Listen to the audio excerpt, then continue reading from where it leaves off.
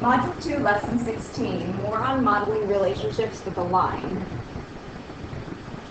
Today we're going to use our best fit line to make predictions about other data, and we're going to use our residuals to determine the accuracy of the predictions based on the best fit line. Open your workbook to page 107.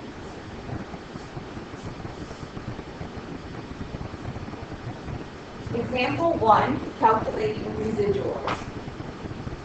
The curb weight of a car is the weight of the car without luggage or passengers. So basically it's the weight of the empty car. The table below shows the curb weight in hundreds of pounds and fuel efficiencies in miles per gallon of 5 compact cars.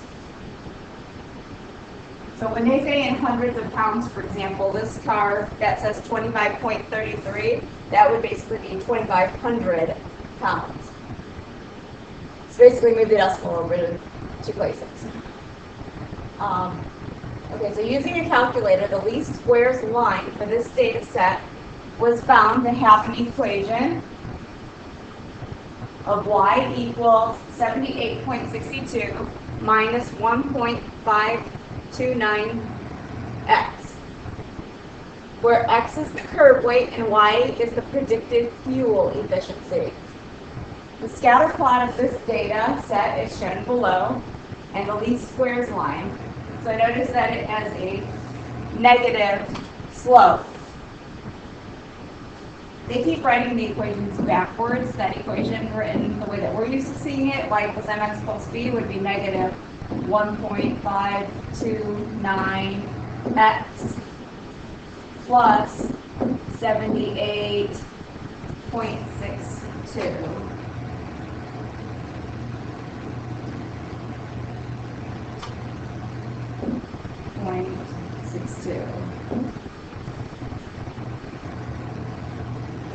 So it has a negative slope. So you will calculate the residuals for the 5 points in the scatter plot. Before calculating the residuals, let's look at the scatter plot.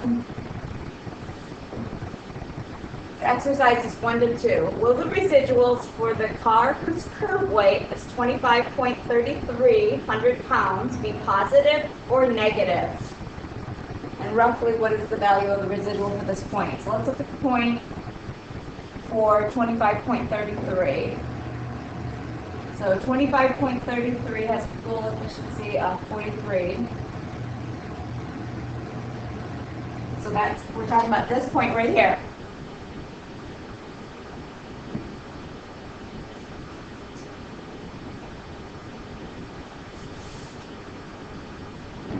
With the link, so I need to go off the page for a second. Okay, so they asked us, will this point have a positive or negative residual? Since that point is above the line, it would have a positive residual. Remember, when the point's above the line, it has a positive residual, and when it is below the line, it would have a negative residual. Okay, so this is the one that was 25.3. And then they asked us to approximate what it would be. So it's roughly what is the value of the residual for this point. Okay, so first of all, the residual is positive.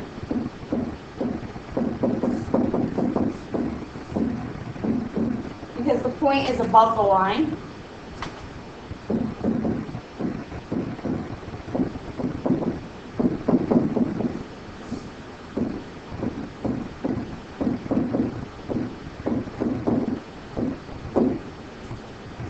And then they asked us to find out approximately, roughly it says, what is the value of the residual.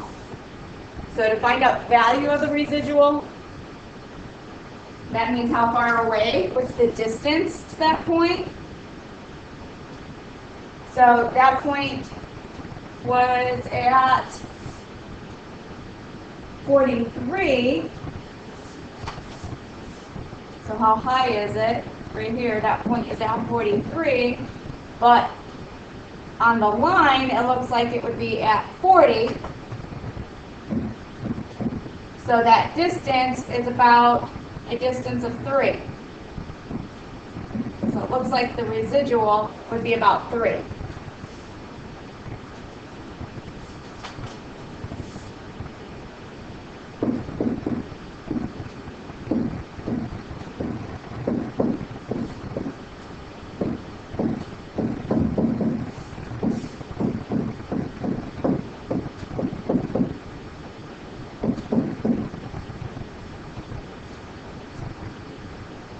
Okay, so now they asked us, will the residual for the car whose curb weight is 27.79 hundred-pounds be positive or negative? And then roughly what is that one? So let's go back to that point, 27.79.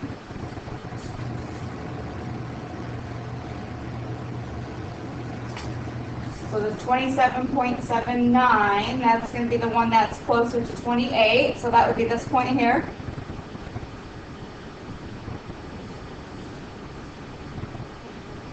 And they asked us, is that one going to be positive or negative? Well, since that one is below the line, that one's going to be a negative residual.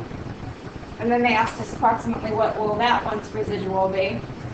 Well, since that one's at 30, okay, if you look across here, that one's roughly at 30. And then this one looks like it's at about 36 here.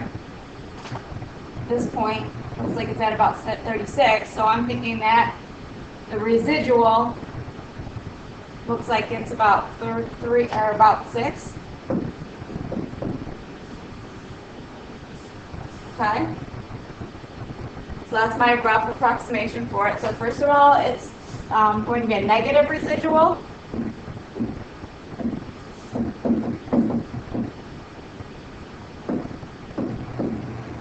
Because the point is under the line.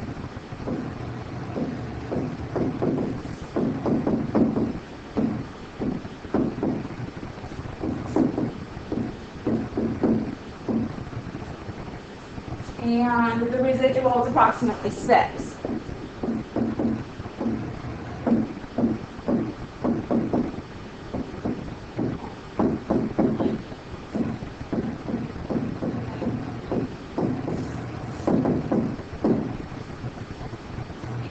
Okay, so now we actually calculate the answers for us. It says the residual for both of these curve weights are calculated here. So to calculate the actual residuals, they first took the equation and they plugged in the x values and they found out the predicted values. So that's what this one is here. This is the predicted value.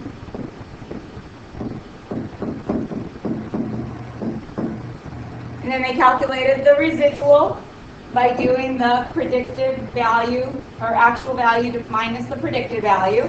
So I took 43, subtracted 39.9, what they came up with up here, and found out that the answer is 3.1. So that's close to what I guessed it would be. Over here on this other one, again, they took it and they plugged in x. I plugged in x, took the x value of 27.79. Here they did 25.33. Calculated the predicted.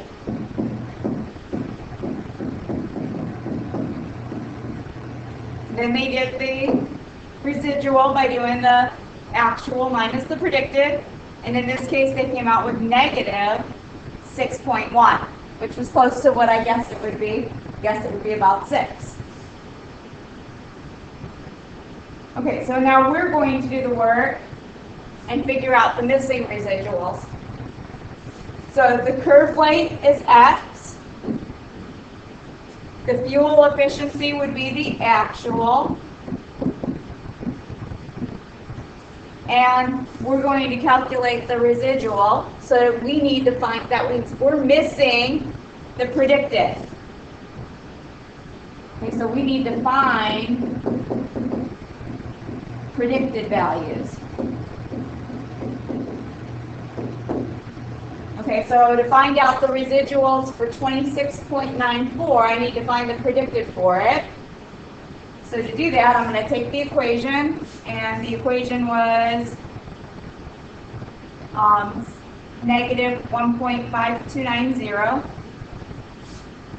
So negative, move back up again here. 1.529. You don't really need the 0. And I'm going to plug in 26.94.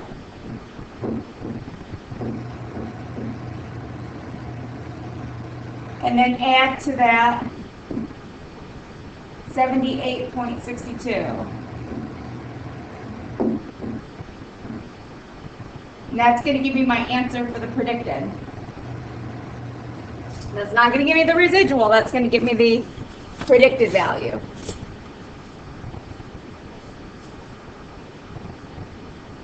So I'm plugging that in my calculator.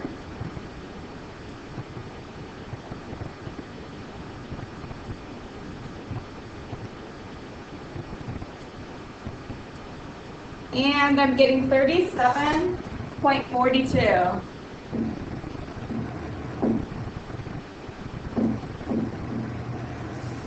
Okay, so now that I got that answer, so that I can find the residual for that, I take my actual 38 and I subtract my 37.42, and that's going to give me my residual.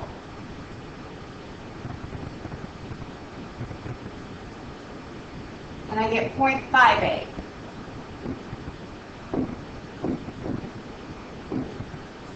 Okay, and I'm going to do that 2 more times. So for the next one, I'm going to replace the 26.94. That's my x right there. I'm going to replace the x with 30.12. So I'm going to do negative 1.529. And I'm going to change that to 30.12 plus 78.62. And find out that answer. That'll be my new predicted value.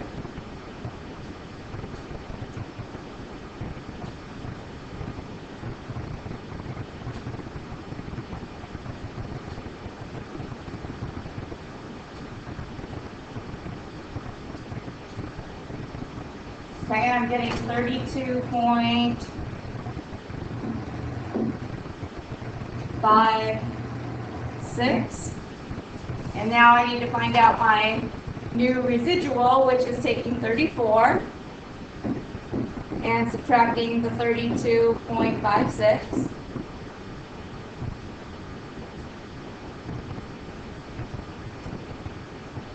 I'm getting 1.44. Now I'm going to do this one more time. So I'm going to do negative 1.529 times, this time I'm doing 32, doing my last x over here, 32.47 plus 78.62. We'll find out what I get for that one.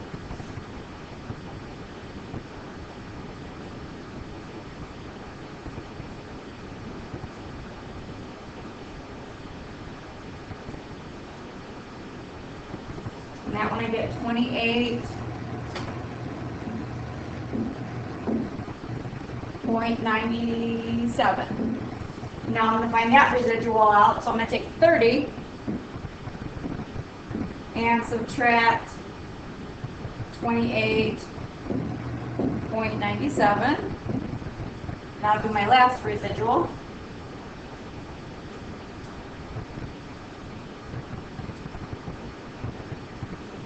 And that's 1.03. So notice they did not put the predicted value on the table, but I needed it, so I had to add my own little extra column to get those missing numbers so that I could find the residuals, because you always need an actual and a predicted column. Okay, next. Exercises 3 and 4 says continue to think about the car weights and the fuel efficiencies, and we're going to calculate. Okay, so we did this. We calculated the remaining 3 residuals. So that's done. Suppose that a car weight has a curb weight of 3,100 pounds. Part A, what does the least squares line predict for its fuel efficiency? So that means let's plug that into the equation. So y equals negative 1.529 And let's plug in 3100. Oh, we're not putting actually 3100, we're just putting 31 plus 78.62. We're going to find out what would be the predicted amount for that. That's coming out to 28.97. That would be its predicted fuel efficiency, or miles per gallon. It says, would you be surprised if the actual fuel efficiency for this car is 29 miles per gallon? No, I wouldn't.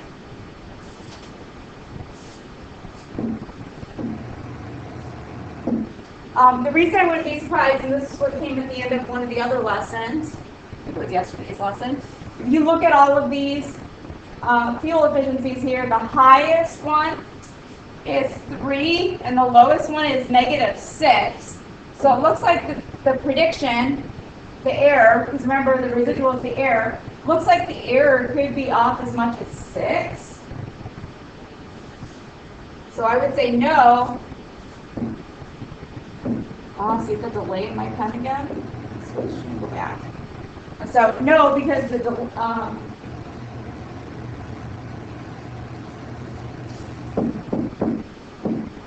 error, which is what the residual is telling us,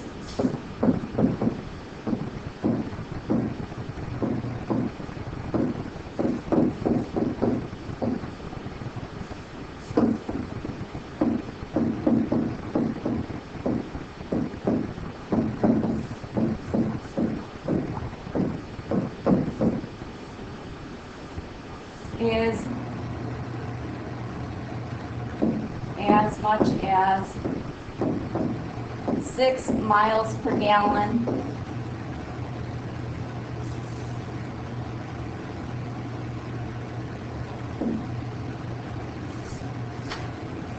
we'll just leave it at that. It's off by as much as 6 miles per gallon. So what that means is that whatever you find your answer out to be, that could be off by as much as 6 miles per gallon. Maybe it could be the real answer could be 6 gallons higher or lower than what you find the answer out to be. Okay, now we're going to talk about how to make a residual plot. Okay, making a residual plot to evaluate a line. It says it's often useful to make a graph of the residuals, which is called a residual plot.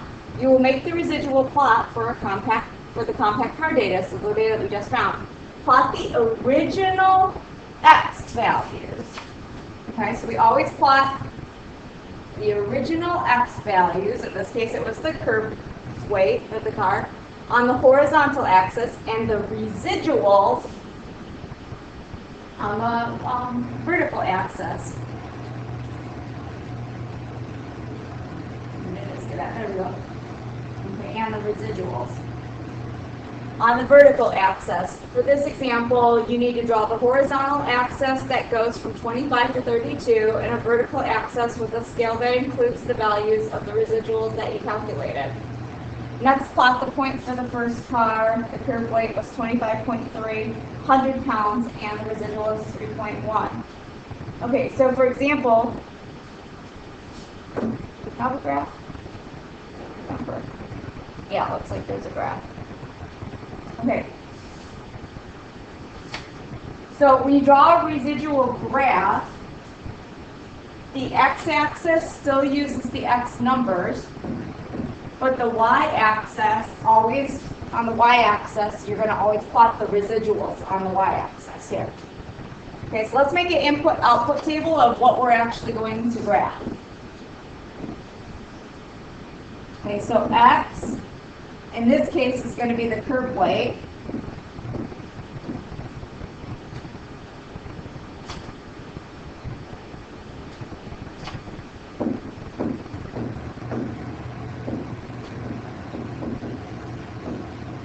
And then y is going to be the residual. It will always be the residual when you're making a residual graph. Okay, so the curve weights, this is over on page, well, they are on page 107, the starting of the lesson, but we also wrote them again on the table that we found the residuals, page 108. So 25.33, and then 26.94, and 27.79, 30.12, and 32.47. And then the residuals, first one was 3.1. And then I go back and look up the other ones. Let's see. Then we had 0.58.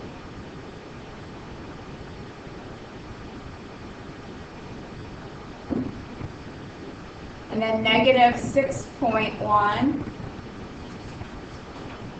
And then the last two,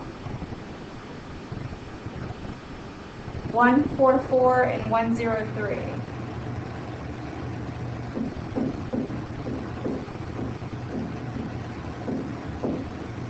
Okay, so those are going to be our X and Y ordered pairs for plotting here. So the first point looks like they already plotted it for us. Is 25.33, so here's our zero line, our x-axis, and we've got positive numbers and negative numbers. So the x-axis would always be numbered according to what, see we got 25, 26, 27, it's going to be numbered according to what we have here for our x's. And then the y-axis, you should have positive and negative numbers. It's going to look just like the whatever your residuals are, which should have some positive numbers and some negative numbers. It just depends on how many numbers are above and below the line.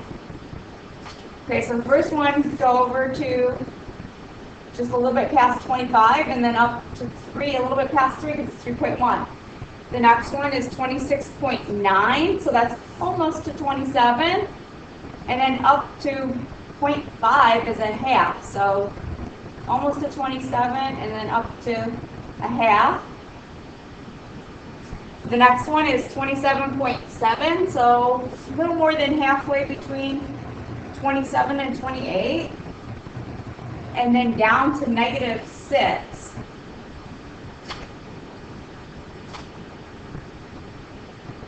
Just a little teeny bit past negative 6. It's negative 6.1.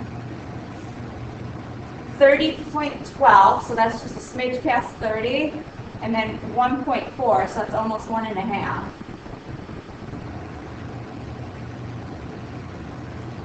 $32.4, so that's almost 32.5.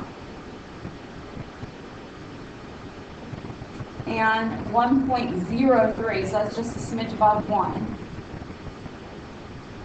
Okay, and that's our residual graph. And what you'll notice is that, first of all, first thing that you're going to notice about a residual graph is that residual graphs look scattered.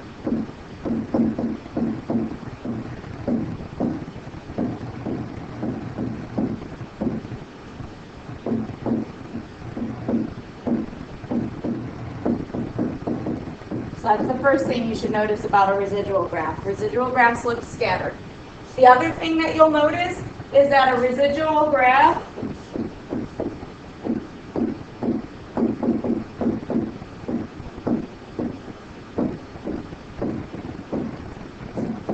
look like the original graph,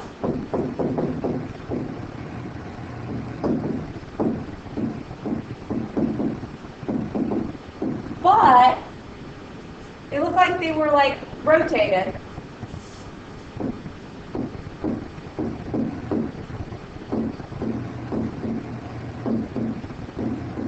So for example, if I go back to this original graph here, you look at this one, where's our original graph? There it is. Let me erase all this stuff here. And I take this graph here, and I rotate it so that there we go.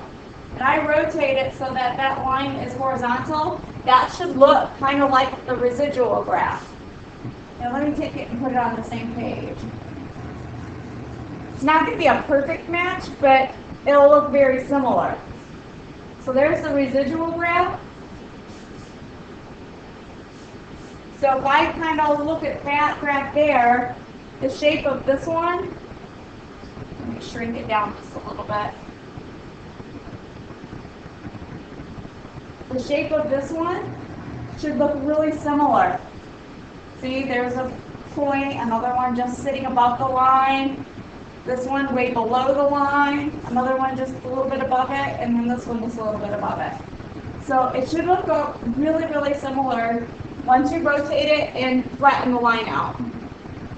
They should look really similar. And that's what I meant by this last sentence here. Residual graph should look like the original graph but rotated. Okay, so one thing it's going to definitely look scattered, and secondly, it'll look like the original graph but rotated. Okay, so example, or number 5 says plot the other 4, so we just did that.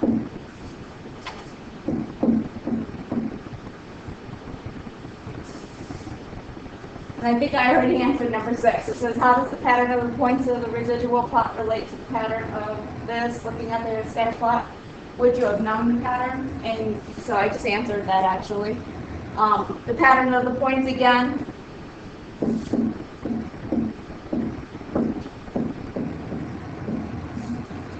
So I just answered that question. That's what I wrote up here. So the pattern of the points looks very similar. It's just that it's rotated. I kind of forget what questions are coming up, and I see them ahead. I see things happening ahead of time, and then they're going to look really scattered. Okay, that's today's lesson. So it's how you look at if you see the residual plot, you kind of know what the scatter plot is going to look like. Now, the closer that the points are to this horizontal line, then the tighter the relationship is. Okay, that's today's lesson.